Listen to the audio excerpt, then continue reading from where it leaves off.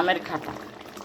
আমের খাটার মতো রান্না করা সহজ জিনিস আর কিছুই না। এটা তাও বানাতে গেলে তাও দেরি হয়, কিন্তু আমের খাটা বানাতে গেলে আর দেরি হয় না।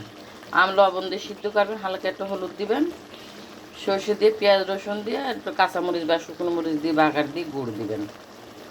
হিসাবে গুড় দেবেন, অনেকে চিনি দিবেন, যে যা খান। আমের খাটাও বলে, আমের টক বলে, যে যেটা বলেন। আমের খাটাই এক কথা, তুলে রান্না করা আমার খাটা, আমার দেশে সে আমের খাটা বলে। এই জন্য আমটা একটু লাল লাল হয়ে গেছিলো অবশ্য, আমটা এখন আর কাঁচা, অত পিওর কাঁচা আছে, আমটা কাঁচা কাঁচা না, একটু লাল লাল হয়ে গেছিলো আমটা। আমের খাটা অনেক টেস্টি একটা খাবার, রান্না করা অনেক সহজ।